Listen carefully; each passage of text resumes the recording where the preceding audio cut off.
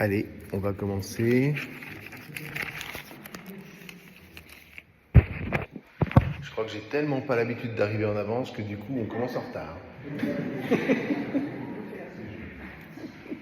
Bon, allez, on va se confier à la Vierge Marie comme d'habitude et puis on va terminer notre prologue. Ça ne devrait pas être trop long, vous allez voir. Je vous rappelle que si vous voulez avoir les enregistrements, je les mets en distribution libre sur Internet, c'est YouTube. Je ne sais même plus comment ça s'appelle, mais ça doit être Saint-Jean pour mes paroissiens, je crois, un truc comme ça. Voilà. Je vous salue Marie, pleine de grâce, le Seigneur est avec vous. Vous êtes bénie entre toutes les femmes, et Jésus, le fruit de vos entrailles, est béni. Sainte Marie, Mère de Dieu, priez pour nous pauvres pécheurs, maintenant et à l'heure de notre mort.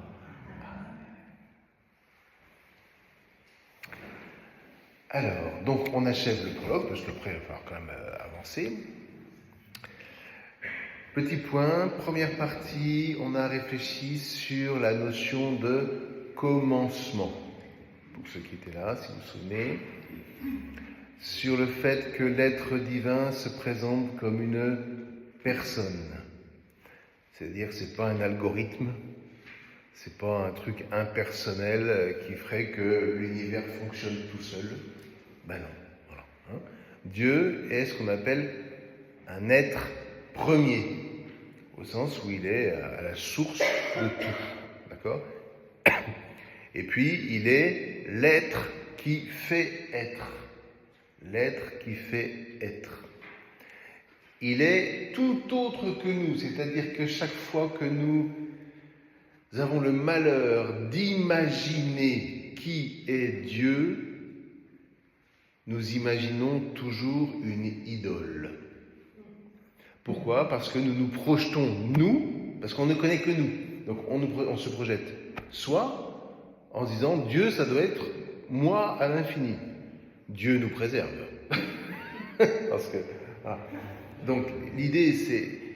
Oui, et ça pour moi c'est quelque chose de très important. Dieu est le seul qui sache créer du tout autre que lui. Toutes les religions du monde ont essayé de penser, ils n'ont jamais pensé ce qu'on appelle une immanence. C'est-à-dire que le monde sort de Dieu, quelque chose comme ça. Mais c'est pas ce que nous dit la Bible. La Bible va beaucoup plus loin. Elle nous dit qu'il a vraiment créé quelque chose qui n'est pas lui. Ça vient de lui, mais ça n'est pas lui. Et regardez bien les conséquences dont je vous ai déjà parlé. C'est grâce à cela que l'on peut imaginer des épousailles, des noces entre Dieu et la création. Parce que si jamais la création avait été une émanation de Dieu, il aurait fallu penser une espèce d'épousaille entre Dieu et Dieu. Vous voyez ? Donc on ne peut penser les noces entre Dieu et sa création qu'à partir du moment où, entre Dieu et sa création, il y a une vraie différence irréductible. Voilà. Ça va ? Oui ? Ah, alors là, si tu te souviens, on avait dit que c'était pas à son image. Il nous a créé à sa ressemblance, mais il nous a créé à sa ressemblance et comme l'ombre portée, comme son ombre portée dans la création. C'est très différent, parce que d'abord, ressemblance, justement, dit que nous ne sommes pas lui, mais néanmoins, nous sommes branchés, en fait, ce que disent les rabbins et les théologiens, c'est que nous ressemblons à Dieu, car nous sommes des êtres de parole. Nous sommes créés pour entendre la voix de Dieu et la transcrire en parole dans la création. De telle sorte que nous sommes les médiateurs de Dieu, nous sommes l'ombre portée de Dieu dans la création. C'est ce qu'on avait vu, si tu te souviens, à propos de Genèse 1. Voilà. Donc, c'est vrai que la traduction habituelle, nous sommes créés à la ressemblance et à l'image de Dieu, elle nous envoie sur une mauvaise piste. Voilà. Après, une fois qu'on est un peu aguerri, Donc nous sommes vraiment tout autre. On avait dit aussi, si vous vous souvenez, que cet être personnel, il se déploie en celui qu'on appelle Dieu Elohim, c'est le Père, la source. Ensuite, il y a la voix du Père, c'est-à-dire Hachem, Yahvé, qui est la voix du Père. Et la voix du Père est portée par le souffle du Père, l'Esprit Saint. Je vous renvoie à l'homélie que j'ai faite dimanche dernier sur cette question-là. Et enfin, cet être premier a un projet de vie. Et ça, c'est tout nouveau. Vous prenez le grand dieu perse, comment est-ce qu'il s'appelle déjà Mazda, bon j'ai oublié son nom, c'est pas grave, ça m'échappe. Mais ce dieu perse, il est là, ça c'est clair, mais il n'a aucun projet de vie. Il est là pour dire, voilà, à l'origine du monde, il y a un être, Ahura Mazda, ça y est. Il y a un être qui existe, mais il n'y a pas de projet en cet être. Alors que la Torah, elle, dit, il y a un projet en Dieu. Et dès les premiers versets de la Genèse, on nous dit que le projet de Dieu est de faire passer la création du tohu bohu à la vie, du mutisme à la parole, des ténèbres à la lumière, de la mort à la vie. Voilà. Ça commence un peu à rentrer tout ça ? Bon. Ensuite, on avait vu que l'évangile selon saint Jean était écrit à la lumière de la transfiguration et évidemment de la résurrection. Voilà. Dans la deuxième partie, on a réfléchi sur ce que c'était que la vérité. Qu'est-ce que la vérité, demandait Pilate à Jésus qui ne lui a rien répondu. La vérité dans la Bible, c'est ce qui est le fruit d'un témoignage constant et fidèle qui ne cesse d'être redit de génération en génération. Ça n'est pas nécessairement les mêmes mots, mais on est fidèle à ce témoignage de vie qui est porté par toutes les générations, et c'est ce qu'on appelle la tradition. Or, quand je regarde Jésus en particulier dans Saint Jean, il est fidèle à la tradition de l'Ancien Testament. Il commente la Torah. Donc c'est le témoin du Père. C'est comme ça qu'il est présenté dans l'Apocalypse. Je suis le témoin. Oui. Donc le témoignage, c'est pas simplement, on va le revoir avec Jean-Baptiste, c'est pas simplement celui qui donne son avis sur quelque chose qu'il aurait vu.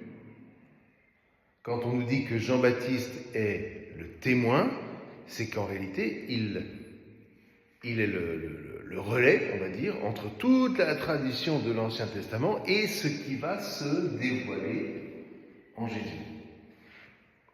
Mais franchement, réfléchissons bien sur cette notion de vérité, à une époque où tout le monde a sa vérité. Vous voyez ? Et ça génère évidemment des conflits innommables. Mais habiter une vérité qui est portée, qui est vérifiée par les témoignages vivants, des témoignages de vie. Mais ça, c'est prodigieux. C'est prodigieux. Ça évite d'avoir des tas de vérités qui se disent et qui se compilent, et qui, si elles ne sont pas vérifiées, sont des vérités de mort. J'ai raison, pas toi. Ah ben non, ça c'est pas une vérité. Voilà. Vous voyez ? Oui, David ? Actuellement, c'est bien l'heure du démon, effectivement, faire en sorte que les témoignages de vie soient remis en cause tout le temps. Oui, non mais attends. Moi, j'utilise pas trop ces termes, c'est l'œuvre du démon, parce que en ce moment, ça passe pas trop. Mais ce qu'il y a de sûr, je suis contre, enfin, c'est pas comme ça que je le dis. Ce qu'il y a de sûr, c'est qu'il y a un péché dans le monde. Et le péché consiste précisément à diluer la vérité. C'est-à-dire, même une vérité qui est porteuse de mort, on va l'appeler vérité. Et bien, pour nous, une vérité qui est porteuse de mort s'appelle un mensonge. Ça évite de faire intervenir des êtres comme si ça venait toujours de l'extérieur. Si Si le démon peut agir dans ce monde, c'est que nous écoutons le démon par le péché. Tu vois ? Et écouter le démon, c'est très paradoxal, écouter le démon veut dire ne pas écouter Dieu. Ne pas écouter la voix du Christ. Alors que si on essaye à travers ce qu'on est en train de vivre, mais enfin aussi quand chaque fois que vous prenez votre évangile le matin, que vous essayez de le méditer, de le faire entrer à l'intérieur de vous, eh bien vous êtes dans la vérité. Parce que des témoins avant vous ont témoigné de ce que la méditation de cette parole-là les faisait vivre. Une des raisons qui vont faire que, personnellement, j'ai une dévotion à l'Eucharistie, c'est que ma propre mère, qui a quand même eu pas mal de 2 enfants, etc., m'a toujours dit, si je n'avais pas eu l'Eucharistie, je serais morte. Voilà un témoignage de vie auquel j'essaye d'être fidèle. Vous voyez ? Et pour moi, derrière, il y a quelque chose qui s'appelle la vérité. Mais il n'y a pas de vérité en dehors de la vie donnée. En dehors de la vie donnée. Donc, lorsque... Attends, faut que je me...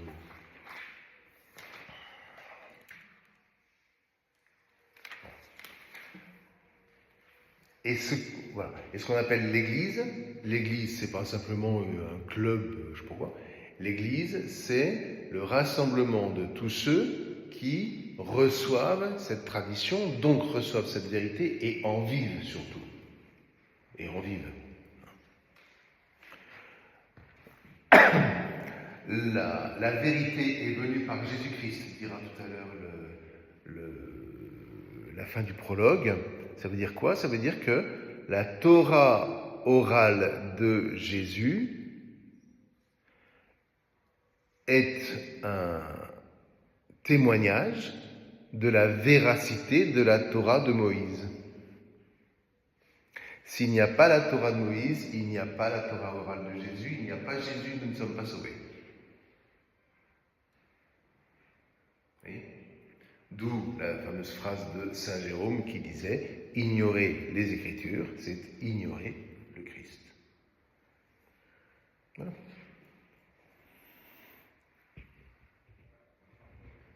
Et puis alors, dernière chose dont témoigne Jean le Baptiste, qui est vraiment, c'est que Jésus est le Verbe fait chair. C'est ce qu'on va essayer de voir maintenant dans la suite.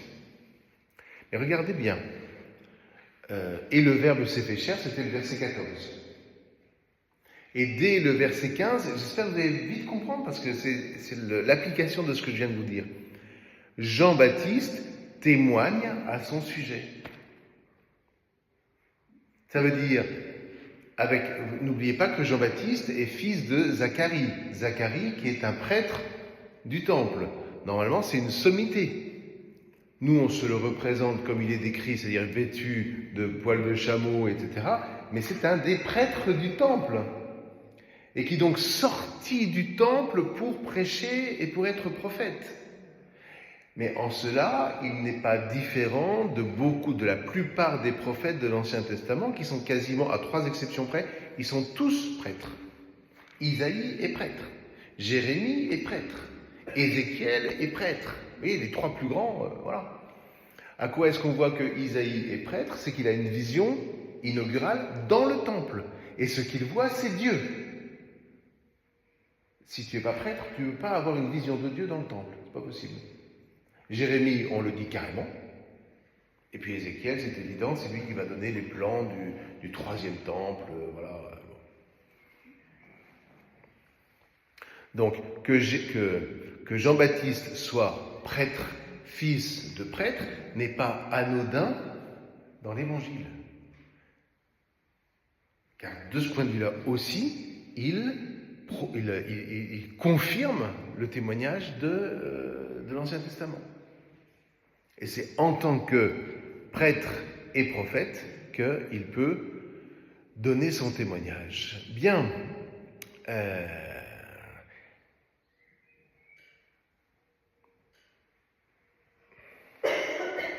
Je vous ai déjà tout dit. En tout cas, voilà. Ce que j'aimerais, une fois que je vous ai dit ça, c'est que vous ne voyez plus seulement Jean-Baptiste comme le simple cousin de Jésus, qui se serait tapé la tête contre une poutre et puis qui commencerait à délirer en disant n'importe quoi. Non. Et si les gens viennent le suivre, c'est précisément parce qu'ils savent que c'est le fils de Zacharie. Ils savent que c'est un prêtre. Et que si un prêtre du temple vient au Jourdain pour baptiser, ça doit vouloir dire quelque chose. Bien. Et donc, ce verset 15, vous pourrez le relire en vous disant, avec ce verset, commence en fait le récit à partir du verset 19. Jean témoigne à son sujet, vous passez au verset 19, et c'est très très fluide. Ce qui veut dire que ce qu'il y a entre le verset 15 et le verset 19, c'est une précision qu'on nous donne, comme pour insister sur le cœur du témoignage de Jean-Baptiste et le cœur de la Torah orale de Jésus par Saint Jean. Alors, petite précision très historique. Quand cela se passe, nous sommes, là c'est des calculs assez récents, nous sommes en l'an 27. En l'an 27, après la naissance de Jésus, évidemment. Cette période-là succède à la période de Hérode le Grand. Hérode le Grand est mort quasiment 1 an avant la naissance de Jésus.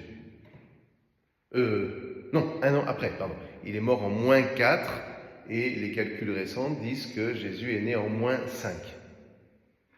C'est Hérode le Grand qui reçoit les mages dans l'évangile selon Matthieu et qui nous est décrit exactement comme est Hérode. Il a fait flinguer tous ses concurrents potentiels. Et ça, c'est vrai. Il a même fait tuer la femme qu'il aimait le plus parce qu'il y avait eu une rumeur comme quoi elle aurait voulu faire un coup d'État. Bon, charmant. Donc, Hérode est là, mais Hérode n'est pas que un roi fou. Ça a été un grand bâtisseur. Et notamment, le temple de Jérusalem tel qu'on vous le montre en général sur les photos de ce qu'il était à l'époque de Jésus, c'est l'œuvre de Hérode le Grand.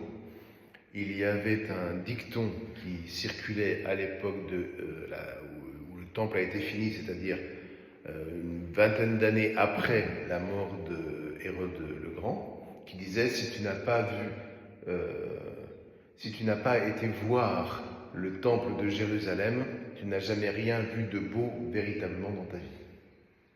Donc, voilà. Mais il a construit aussi une forteresse que vous connaissez peut-être qui s'appelle Masada. Voilà. Il a construit le Hérodion. Le Hérodion, c'est une espèce de Masada, si vous voulez, mais en poste avancé. Il a construit des théâtres, des amphithéâtres. Le port de Césarée maritime, c'est lui qui l'a fait construire. Oui. Donc c'est pas n'importe qui. C'est pas n'importe qui. Et surtout, à cette époque,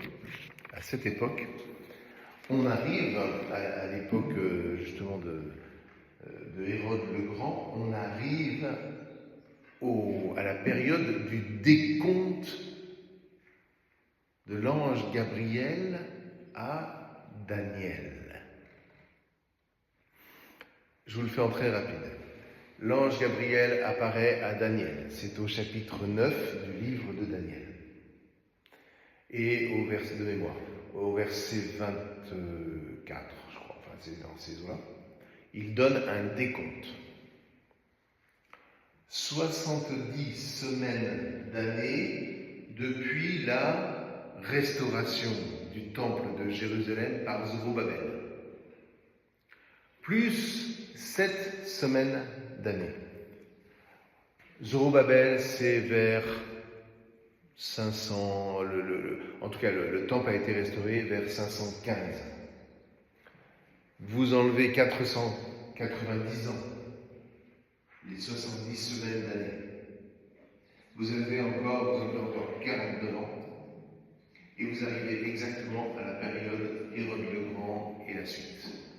Donc vous arrivez à une période qui est la période de la naissance du Christ Jésus, Et c'est une période qui est complètement fiévreuse. On attend le Messie. Tout le monde attend le Messie à cause du décompte de Gabriel.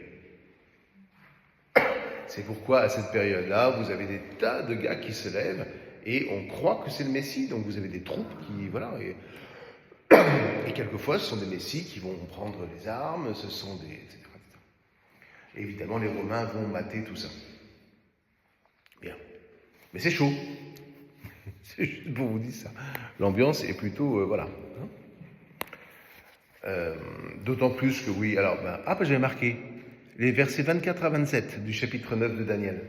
D'autant plus que Daniel annonce un Moïse qui sera oint comme le Saint des Saints, expression bizarre, mais qu'on comprend peut-être mieux lorsque Jésus dit qu'il est lui-même le temple.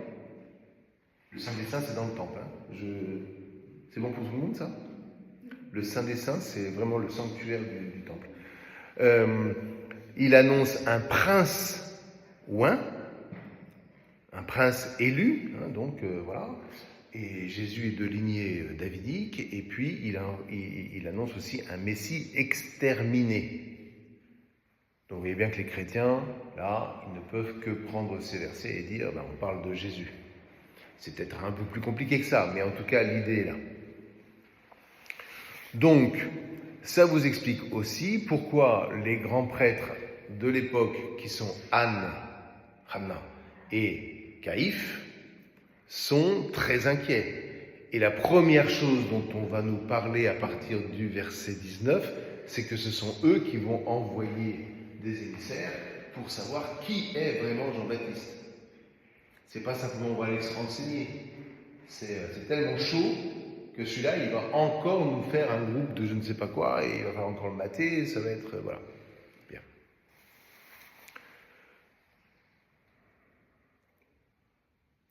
Donc, revenons à notre prologue. On nous dit que Jean crie. Or, dans l'Ancien Testament, c'est une manière dont les prophètes annoncent leur prophétie. Crier dans la Bible, c'est pas d'abord les prophètes qui crient, c'est d'abord le psalmiste qui prie vers le Seigneur. On crie vers Dieu. On crie vers Dieu sa détresse. Mais il y a aussi, relayé par le prophète, ce cri qui est une annonce de l'oracle, une annonce péremptoire des oracles prophétiques. Donc quand on vous dit que Jean-Baptiste crie, on est en train de vous dire qu'il est prophète. Il crie au nom de Elohim à l'adresse des hommes pour que, on vient de le dire, pour que ces hommes rentrent dans le mystère du Verbe fait chair. Puisque c'est ça qu'on vient de dire. Et le Verbe s'est fait chair. Donc on est dans la lecture, on est obligé d'en tenir compte. Donc qu'est-ce que crie Jean-Baptiste? Quelque part, il ne va pas dire le Verbe s'est fait chair, mais c'est au nom du Verbe fait chair qu'il prophétise. Et que dit-il? Je vous l'ai mis là parce que c'est un tout petit peu kabbalistique, comme on dit. Celui qui vient après moi, ça c'est la traduction littérale. Et j'ai été consulter le grec, l'hébreu et l'arabe. Donc, celui qui vient après moi est par-delà de moi. Et c'est mon premier qu'il est. Ça, c'est du littéralisme absolu. C'est pour vous dire que quand on doit traduire pour être compréhensible, c'est pas si simple. Et bravo pour ceux qui ont traduit la Bible pour la liturgie. Parce que dire des choses simplement quand on a ce texte-là en face de soi, c'est pas si simple. C'est pas si simple. Mais nous, on va s'affronter à vraiment ce qui est écrit dans le texte pour mieux comprendre. Parce que c'est magnifique. Donc, celui qui vient après moi. Ok, là, on va dire, c'est le Verbe fait chair, c'est-à-dire qui est entré dans le monde et qui est entré dans le temps. Donc c'est celui qui va venir, c'est le fameux Jésus que Jean-Baptiste va baptiser. Ça, c'est la partie la plus simple de ce verset. Le deuxième verset est peut-être plus compliqué, parce que par-delà de moi, en fait, ce dont parle Jean-Baptiste, c'est de notre fameux autre temps. C'est-à-dire là, il il est celui dont nous faisons mémoire. Par-delà. Ne vous arrêtez pas à moi. Plongez dans la mémoire pour comprendre qui vient véritablement après moi. Ça va? Donc là, on passe du temps à l'autre temps. Et l'autre temps, c'est ce que dira Jésus, c'est la Torah, les psaumes et les prophètes. Celui-là vient, il est celui qu'annoncent les prophètes, la Torah, les prophètes et les psaumes. C'est par-delà de moi, ne vous arrêtez pas à moi. Et ensuite, parce que c'est mon premier qu'il est. Alors ça, c'est bizarre.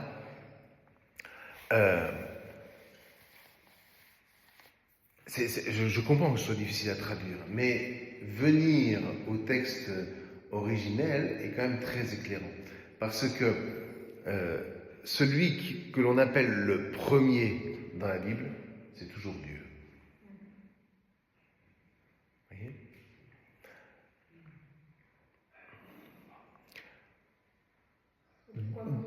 Pardon ? Alors, et c'est...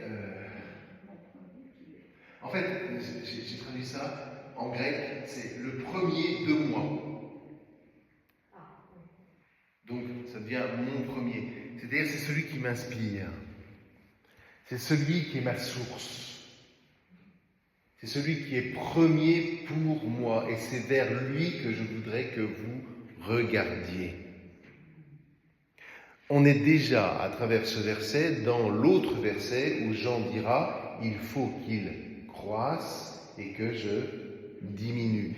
Là, il dit « Je suis là, mais regardez, en fait, il n'est pas là, puisqu'il parle de celui qui vient. Après, il parle de celui dont on fait mémoire et il parle de Dieu. Il est à la croisée des chemins, le gars. Vous voyez ? Donc, à travers moi, à travers mon enseignement, c'est lui, on ne sait pas qui c'est, c'est lui qu'il faut entendre. Mais ça, c'est récurrent dans l'évangile selon saint Jean. Quand Jésus parle de lui-même, il dit « Qui m'écoute, écoute celui qui m'a envoyé. » Vous voyez ? Il y a cette espèce de mouvement qui fait que je me réfère toujours à un autre que moi, ce qui m'évite d'ailleurs de tomber dans l'idéologie. Je me réfère toujours à un autre que moi. Et tout le travail, un des travaux, pas que je raconte moi, un travail du chrétien, un des aspects du travail spirituel, je vais y arriver, c'est précisément de faire en sorte que, par exemple, ce que j'essaye de vous enseigner ce soir, ce ne soit pas ma parole, mais qu'à travers ce que j'essaye de vous transmettre, vous puissiez vraiment vous tourner vers Jésus. Vous voyez ? Il faut vraiment... tous les problèmes viennent de ce qu'à un moment ou à un autre, vous avez des espèces de stars, ça se voit beaucoup sur Internet, qui commencent à croire en ce qu'elles sont et qui se mettent en avant. Il y a eu un père comme ça, qui s'appelait le père Mathieu, qui avait un certain succès, et puis il avait tellement de succès qu'à un moment, il a pété un plomb, quoi. Et maintenant, il est réduit à la taille et il vend ses services spirituels sur Internet. Monnaie en tout cas. Vous voyez, donc, il faut faire drôlement attention pour ne pas s'y croire. Pour ne pas s'y croire. Et c'est exactement le travail que fait Jean-Baptiste. Bien. Concernant ce fameux premier, c'est aussi un titre que Jésus se donnera dans l'Apocalypse. Je suis le premier et le dernier. Le premier, c'est aussi celui qui est à l'origine de tout, évidemment. Moi, Hachem, je suis le premier. Ça, c'est dans Isaïe, chapitre 41. Je suis le premier. Et il précise, et je serai toujours avec les derniers. Donc, je serai toujours avec vous. Si je résume, celui qui vient après moi selon la chair, et est, EST, par-delà de moi, c'est-à-dire c'est celui dont je fais mémoire selon la tradition des pères, et c'est mon premier qu'il est, c'est-à-dire il est la source de mon témoignage.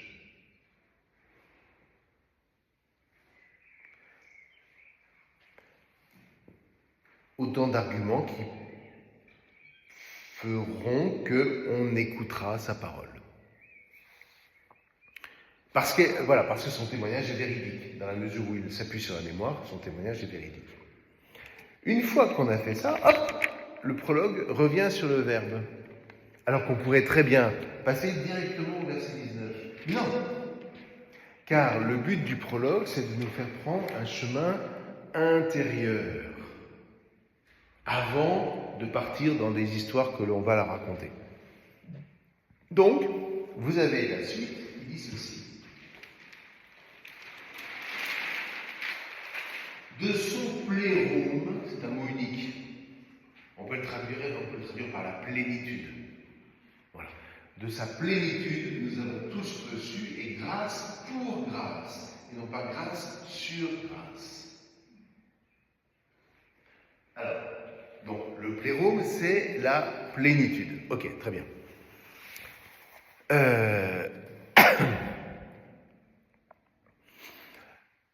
Il n'est jamais dit dans l'Écriture que Dieu est plénitude.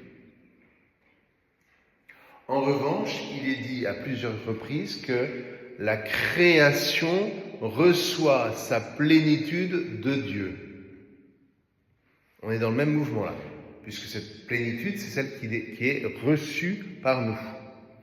Et pour vous faire comprendre, et là j'espère que vous n'aurez plus de difficultés, ce plérôme, cette plénitude-là, c'est en définitive ce qu'on appelle depuis plusieurs semaines et plusieurs mois entre nous, le réel. Le réel. Ce réel qui fait advenir ce qui était au potentiel. La plénitude, ce n'est pas un trop-plein. Ce n'est pas un débordement. La plénitude, c'est un mouvement.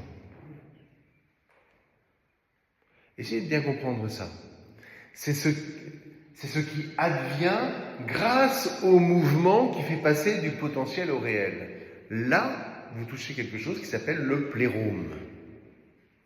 Ce vers quoi Dieu veut nous entraîner, parce que le plérôme, c'est précisément le mouvement qui est imprimé dans la vie éternelle, où on passe toujours du potentiel au réel, du tohu-bohu à la lumière, de la mort à la vie.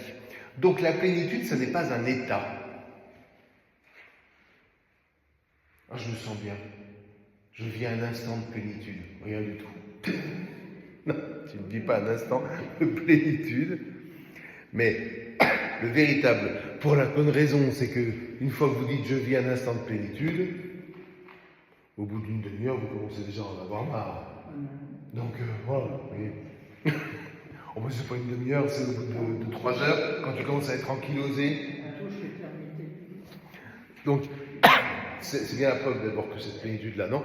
Par contre, quand vous contemplez la joie Lorette, je pense tout de suite à ces tableaux, quand tout d'un coup vous venez vers un tableau et que vous voyez que quelque chose est advenu, eh bien là, vous touchez quelque chose du plérôme. Mais vous n'y restez pas. Parce que normalement, si le tableau est bien foutu, il doit vous renvoyer.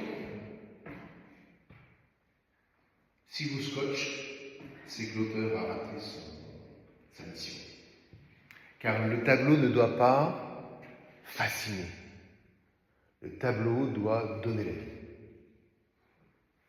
Voilà. Eh bien, vous voyez, on est constamment remis en mouvement. Et c'est ça qu'on appelle la plénitude. Donc, de son plérôme, nous avons tous reçu. Ça veut dire que le Verbe fait chair nous met en mouvement. Et de fait, il nous fait, lui qui est ressuscité, il nous fait passer de la mort à la vie. Et qui consent par le baptême à entrer dans ce mouvement, en fait dès aujourd'hui l'expérience de la vie éternelle. Ouais. Voilà.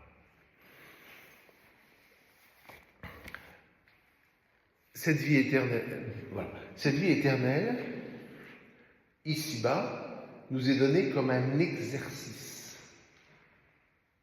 Nous nous exerçons à vivre de la vie éternelle, dans un monde qui n'est pas la vie éternelle. C'est un travail sur nous-mêmes qui a deux dimensions. La première dimension, c'est d'épouser le mouvement que Jésus imprime en nous. Et le deuxième moment, c'est de renoncer à faire ce que l'Ancien Testament ne cesse de dénoncer, c'est-à-dire de revenir au tout. Ce qui nous arrive plus souvent qu'à notre tour. Alors, de son Pléro, nous avons tous reçu pour précisément épouser ce mouvement de vie éternelle, et grâce pour grâce. Alors ça, effectivement, de nombreuses traductions disent « et grâce sur grâce ». C'est-à-dire, on a l'impression que ça n'en finit pas. On reçoit des grâces, on reçoit des grâces, on reçoit des grâces. Non, pas du tout. En réalité, vous voyez, grâce, ici, c'est ce qui désigne... Attends, je vais peut-être regarder un petit peu ce que j'ai écrit pour être plus clair, mais... Ah oui, tiens, j'ai oublié de vous dire. Allez voir après Éphésiens 3, versets 14 à 19. Ça confirme exactement ce que je viens de dire sur le plérôme.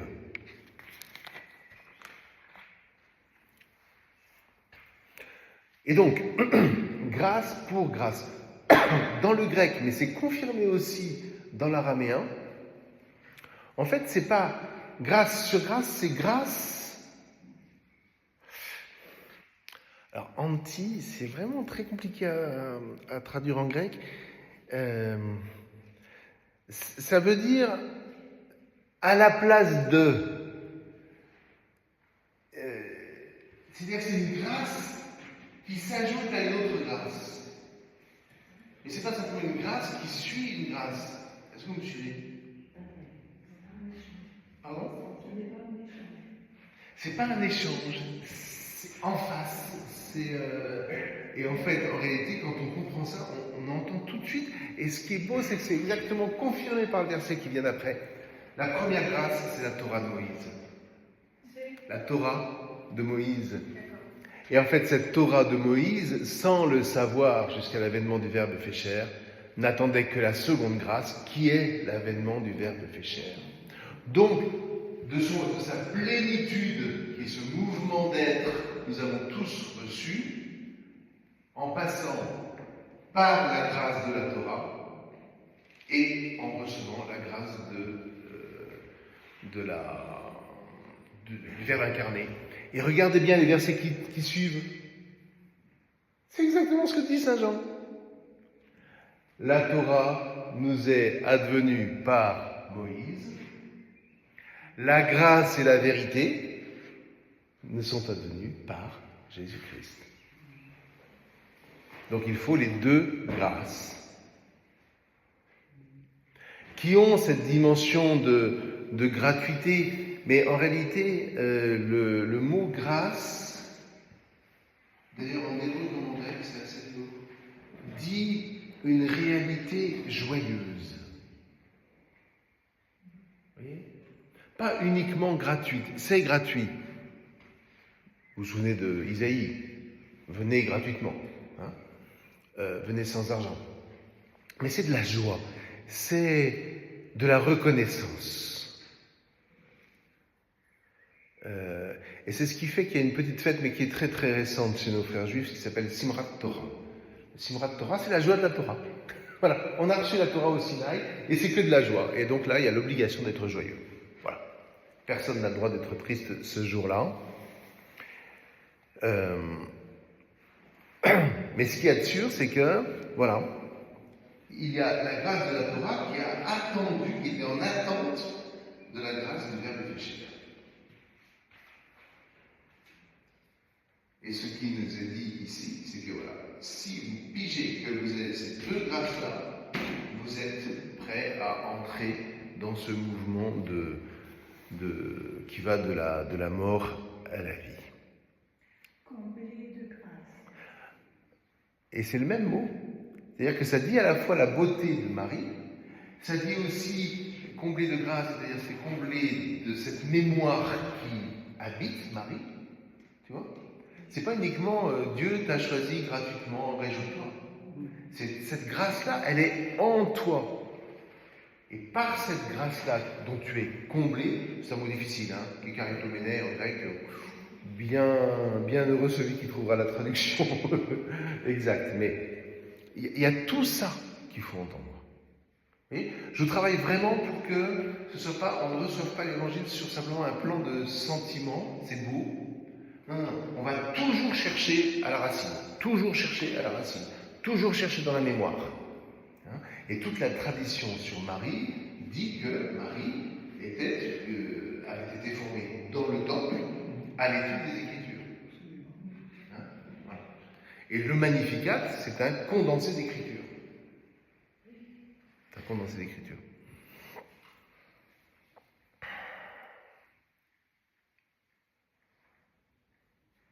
Et donc, la Torah de Moïse, c'est quoi? Torah, je crois que je l'ai déjà dit, mais on va le repréciser tout de suite. Ça vient d'une racine qui s'appelle Yara. Et Yara, c'est diriger, c'est enseigner, c'est montrer. Donc, la Torah, c'est l'enseignement de Moïse qui montre le chemin de la bénédiction, en particulier au Deutéronome. Et mon vieux père Chapelle, qui était une sommité jésuite, que j'ai eu la grâce de connaître à Bruxelles, disait « La Torah montre le chemin, Jésus est le chemin. » Mais Jésus ne pourrait pas être le chemin si la Torah de Moïse ne montrait pas qu'il y a un chemin.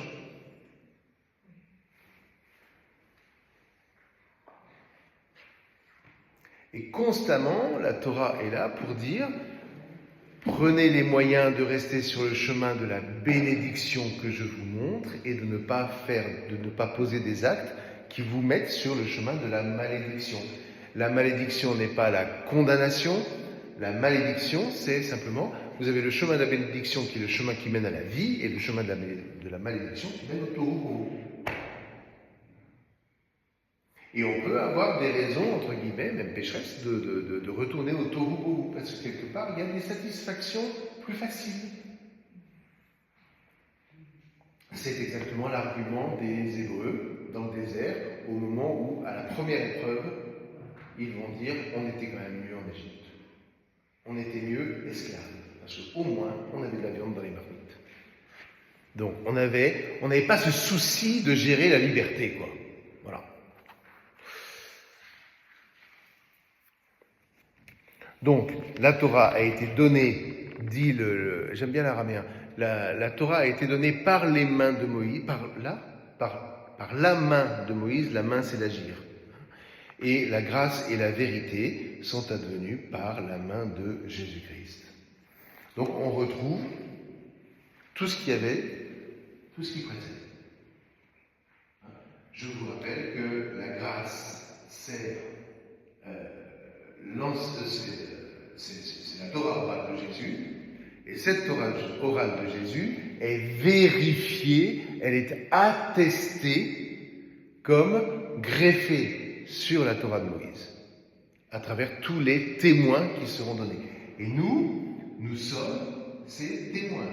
Quand on dit « je suis témoin de Jésus-Christ », ça veut dire quoi? Ça ne veut pas dire que simplement je vais et puis je vais dire « Jésus existe ».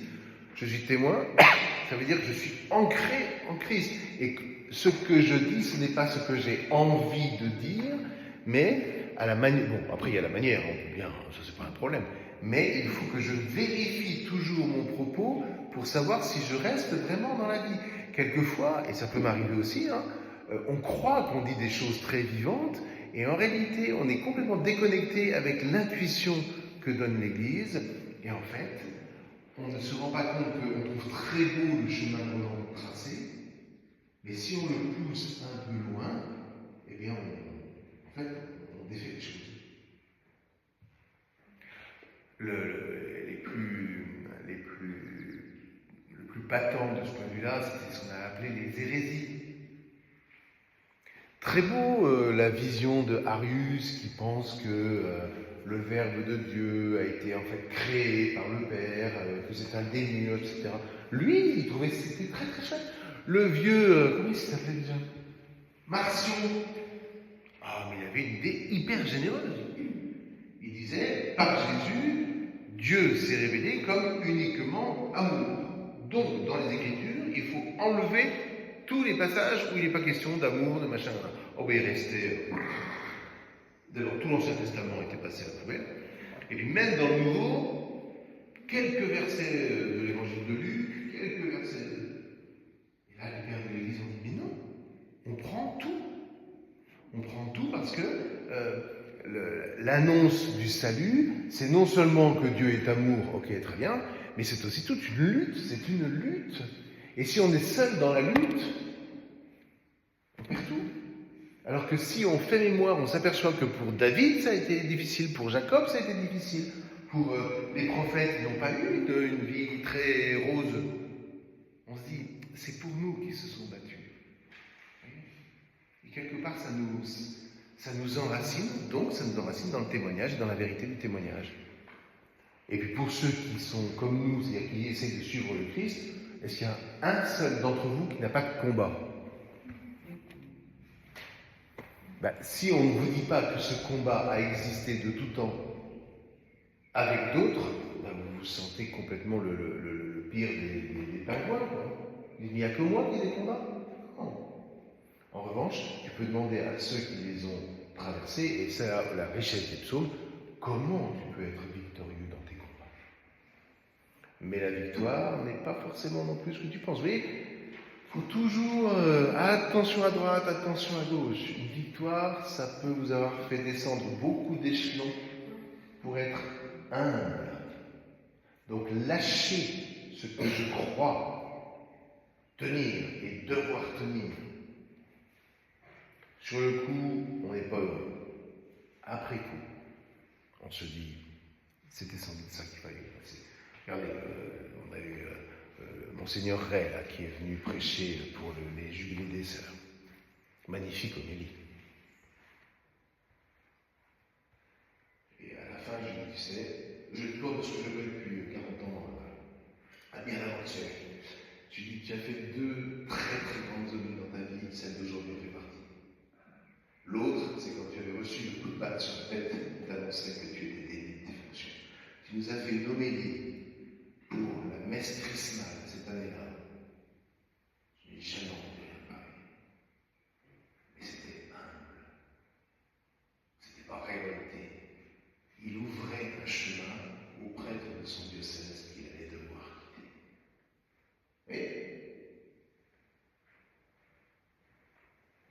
moi, j'apprends beaucoup de mes pères, vraiment, toujours.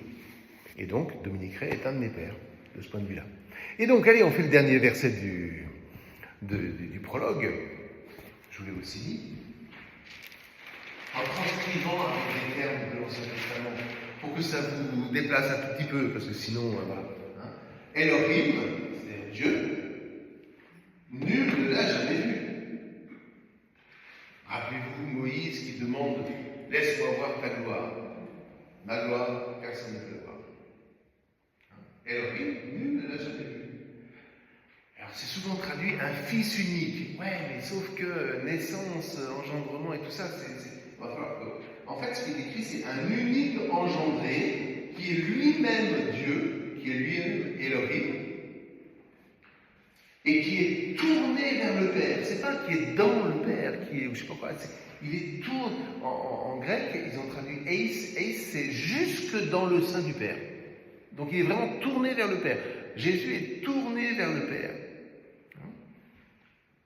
Il s'en est fait l'interprète, voilà l'ombre portée. C'est-à-dire il est entièrement branché en Dieu, en étant le Verbe de Dieu, mais en ayant pris chair, voilà qu'il est l'ombre portée de Dieu sur la terre et dans la création. Résultat, il est le dernier Adam. Parce que la vocation de Adam, c'était ça. Il l'a loupé, il l'a refusé. Bon, ok. Donc il a fallu que, précisément, il y ait ce grand mystère du Verbe incarné qui, en fait, est médiateur. Il est médiateur entre Dieu qui est tout autre et la création qui est tout autre. Mais en Christ, il y a et Dieu et la création qui ont pu vivre des noces, de telle sorte que entre Dieu et la création se vit un réel mystère de communion. Et voilà le fameux plérôme dont on nous parle. Parce que cette communion-là, c'est pas simplement deux êtres qui s'embrassent puis qui s'enlacent. Non, non, non. Si tu rentres là-dedans, ça veut dire que tu rentres dans un mouvement de vie. Et si tu veux entrer dans la vie éternelle, ce sera ça à quoi il faudra que tu consentes. La vie éternelle, c'est pas du tout repos. La vie éternelle, c'est la joie de la grâce qui nous fait donner la vie. Et plus tu t'es exercé ici-bas à donner la vie, plus tu es prêt à entrer dans la vie éternelle. Avec le corollaire, c'est qu'il faut que tu t'exerces aussi à bannir de ton existence toute convoitise. Pas une once de convoitise n'entrera pas dans notre vie éternelle. Voilà.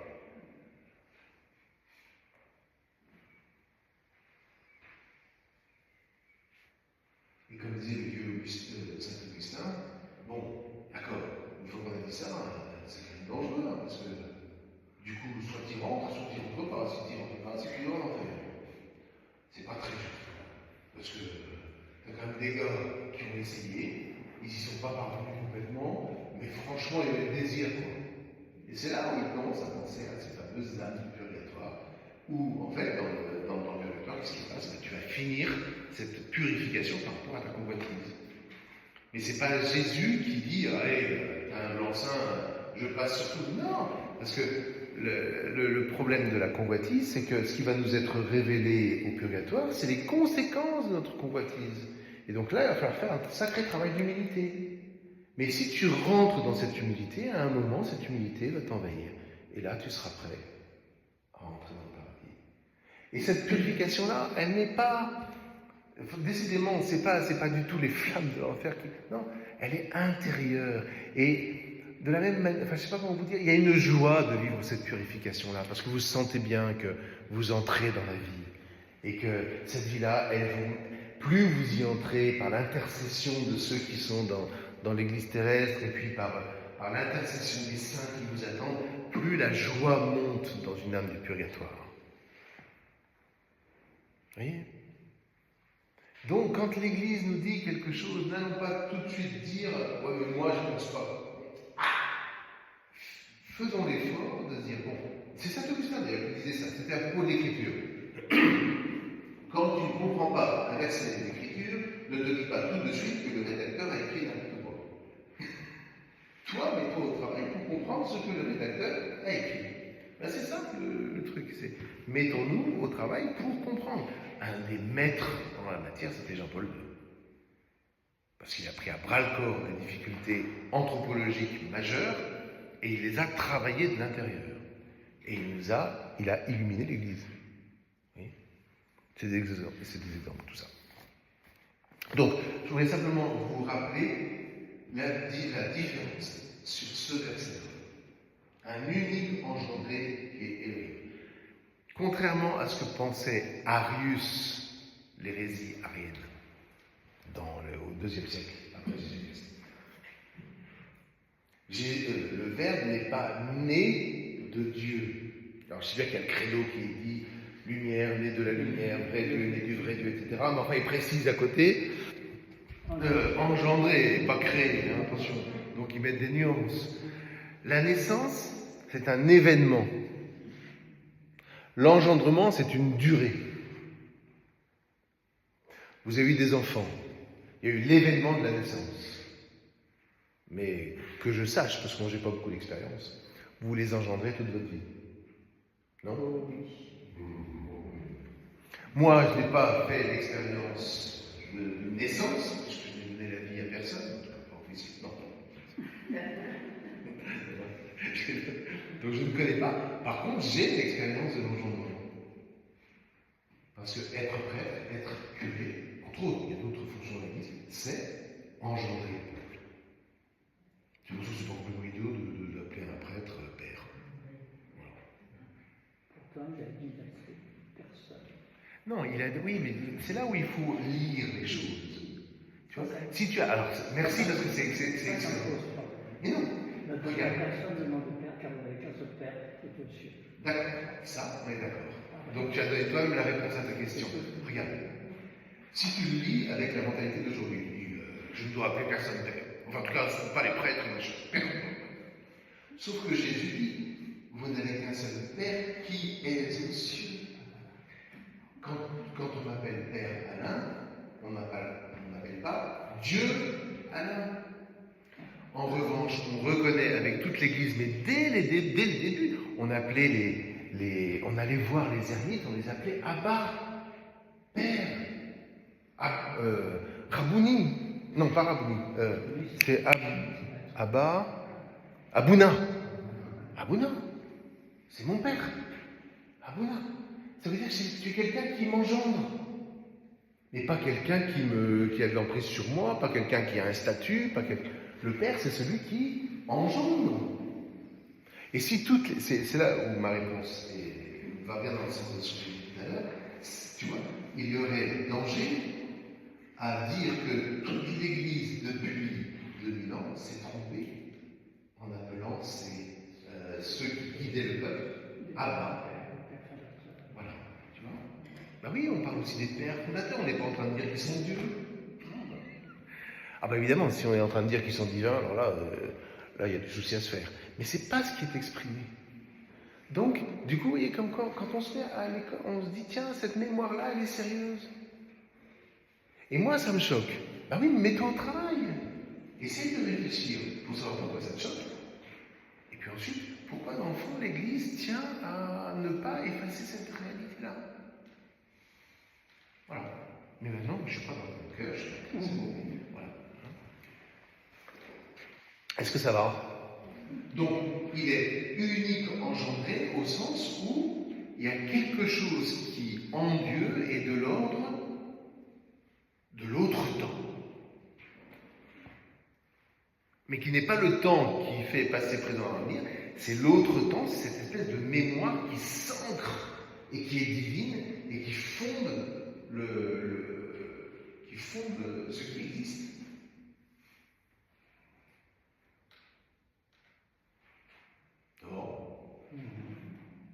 Et donc, cet unique engendré qui n'est jamais né est tourné vers le Père, c'est que Jésus. Voilà, Père, que ta volonté soit faite. Père, voilà. Relisez la prière sacerdotale, c'est exactement ça, le chapitre 17 de l'Évangile selon Saint Jean. Il est entièrement tourné vers le Père. C'est toi que je leur ai transmis, pour qu'ils soient un, comme nous sommes un. Toi, moi en toi, toi en moi. Mais tout est là. Et il s'en est fait, alors, en grec c'est l'exégèse. L'exégète. Voilà. Donc c'est l'interprète. Tu regardes Dieu. Tu écoutes. Le Verbe fait chair, tu écoutes Jésus.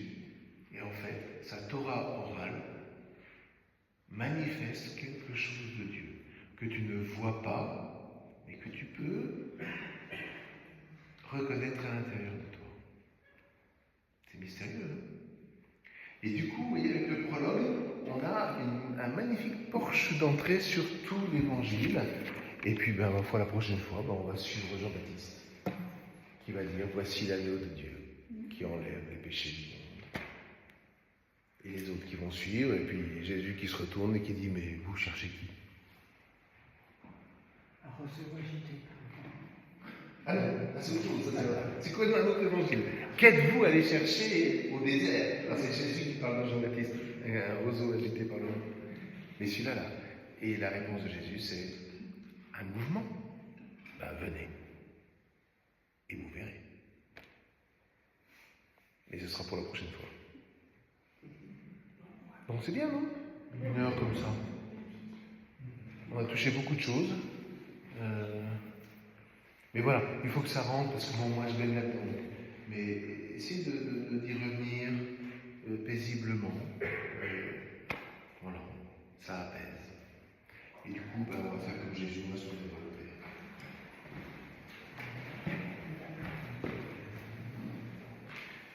Père. Notre Père, qui es aux cieux, que ton nom soit sanctifié, que ton règne vienne, que ta volonté soit faite sur la terre comme au ciel.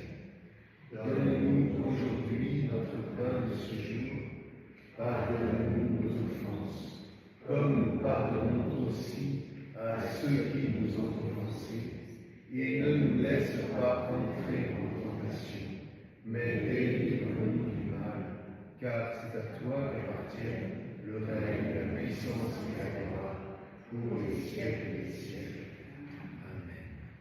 Et que le Seigneur vous bénisse, que vous attendez, et qu'il de ressusciter demain dans son règne. Au Père, Amen. Ressusciter, c'est une folie.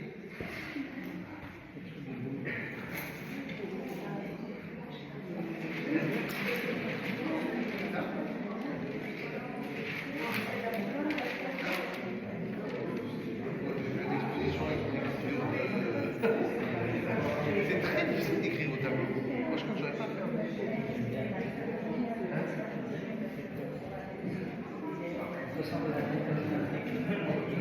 Regarde, le